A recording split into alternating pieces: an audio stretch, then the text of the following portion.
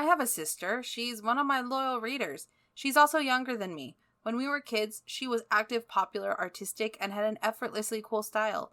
I was always more withdrawn, with my nose behind a book, an unwillingness to talk to people in a style that included ill-fitting pants and even more ill-fitting sweaters and or windbreakers, like I was going to hike in the 90s at any moment. She's one of my best friends now, but during my swishy pants days, we did not get along. It's the same for Claudia and Janine. Claudia is the cool younger sister, and Janine is the stuffy older sister. In this book, the sisters have to confront their differences and their strained relationship after a family emergency. Let's get to it. I'm eager to use this YA book from 1987 to figure out my strained teenage sibling relationship. This is Rereading My Childhood, The Babysitter's Club number 7, Claudia and Mean Janine. First thing in the morning, Claudia compares herself to Janine. Her older sister, smart, gets good grades, doesn't give anyone trouble, and studies all the time. Meanwhile, Claudia is outgoing, artistic, and brags about her 2 semi-boyfriends, which I'm assuming means they're interested, but they're not steady. I don't think she means boyfriends who are semis, rolling down the interstate, shipping cargo across this great nation. We learn that Claudia's father is a partner in an investment business in Stanford, and her mother is the head librarian at the local public library. Claudia says that the only books she likes are Nancy Drew mysteries, which the library doesn't have, and she has to hide them because her parents don't want her reading them. What kind of library doesn't carry Nancy Drew? Don't they just come with the library? You say, hey, I want a library, and suddenly those distinctive yellow spines appear on a shelf? Also, what kind of librarian discourages reading? Every librarian I've ever interacted with, and I've interacted with a lot, weirdo bookworm, remember?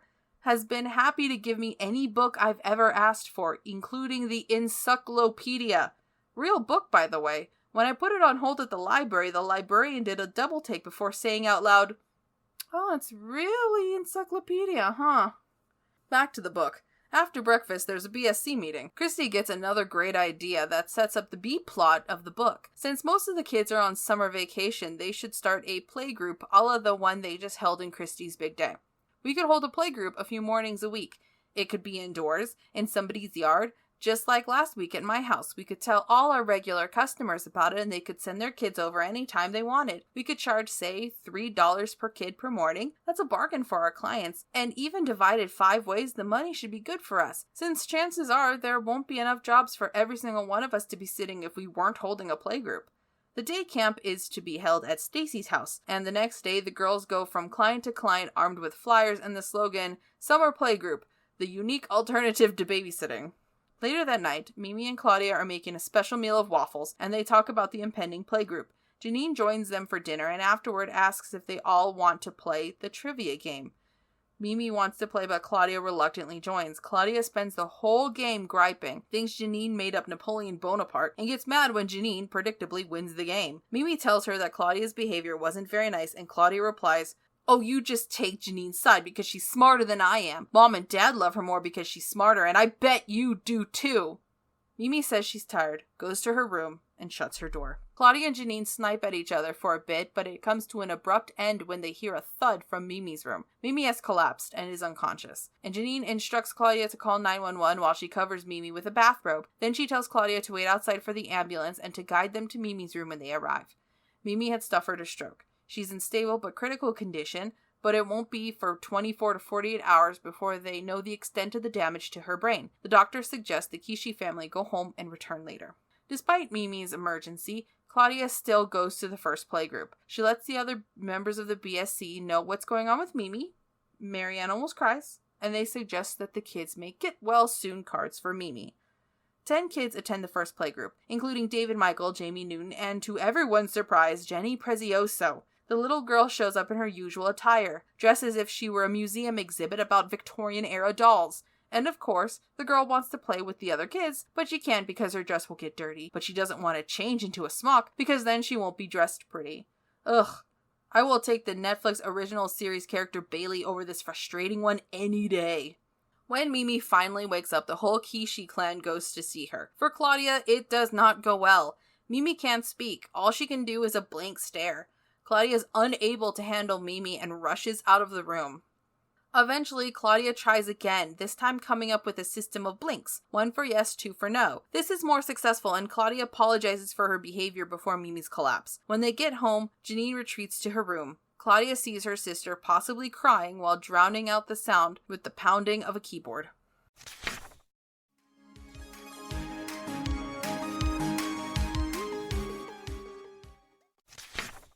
During the next playgroup, Jenny, once again, refuses to wear the smock. Meanwhile, Karen is telling everyone about their next-door neighbor Morbida Destiny / Mrs. Porter, who put a spell on Andrew, and he's going to become a monster. The kids count down to Andrew's transformation. Of course, nothing happens, and it was just a goof, but Jenny is convinced that Andrew is a monster. The BSC asks him to tell Jenny to put on the smock to protect herself from him. Jenny throws on the smock without question. The Kishis visit Mimi again. This time she's able to wave and write a little bit. However, she is writing Japanese, but it's in Romaji. It's very strange. If she were reverting to her native language, wouldn't she writing kanji or hiragana? She writes kodomo, which means children, but wouldn't she write kodomo in hiragana? This is peculiar. Again, the Netflix television series handles this situation beautifully. I highly recommend the show, but I can't really recommend Netflix. And they canceled the show anyway, so, take that for what it is. There is some good news. Mimi is coming home. Unfortunately, Claudia has to miss the playgroup because Mimi needs constant care. Claudia takes the opportunity to help Mimi without reservation. At the playgroup, Christy brings Louis and the kids give him a chaotic bubble bath. Mimi is having trouble speaking English, to which I say just let the woman speak in Japanese. Jeez. While Claudia is sad to leave the playgroup, Mimi is more important to her and she is in the best position to help Mimi. There's a moment when Claudia babysits for the Noons and has Marianne take care of Mimi in her stead. Marianne is being pedantic and Mimi blows up at her. Marianne is shocked because Mimi has never raised her voice. Marianne gives her some space, not too much, she can't be alone, and they reconcile at the end of the chapter. In a later event, the Noons hire the BSC as hired guests for Lucy's christening, and we finally have a Claudia outfit. I chose a new outfit, one I liked a lot. It was a big loose white shirt with black splotches all over it, and white pants that come just below my knees. My shoes, and I might point out that I had a fight with Mom over permission to buy them, were dainty gold sandals that laced partway up my legs. And then I put on my pink flamingo earrings and a pink bracelet that said Claudia in heart-shaped beads.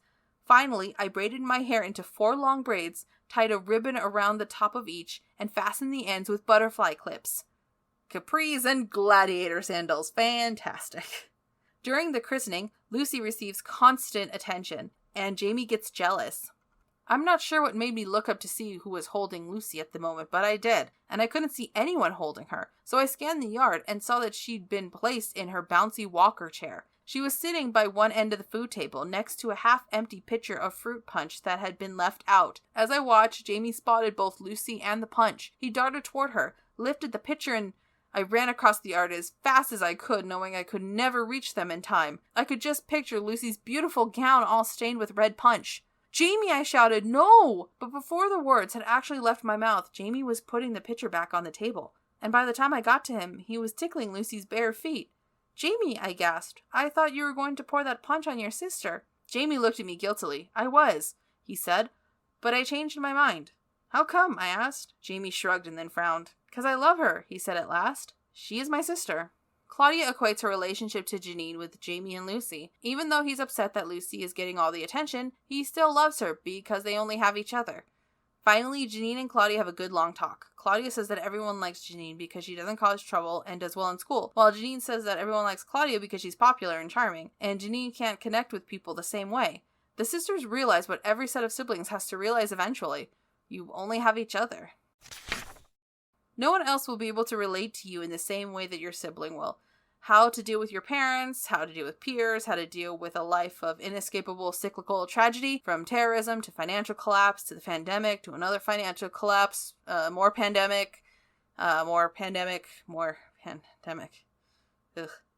My sister and I had to go through the same growing pains that Claudia and Janine and Jamie and Lucy have to experience. When there's only the two of you, there's no one else to diffuse familial tension with, so that creates animosity. Combine that with teenage angst and it can be explosive, or, as is the case with my sister and me, passive-aggressive.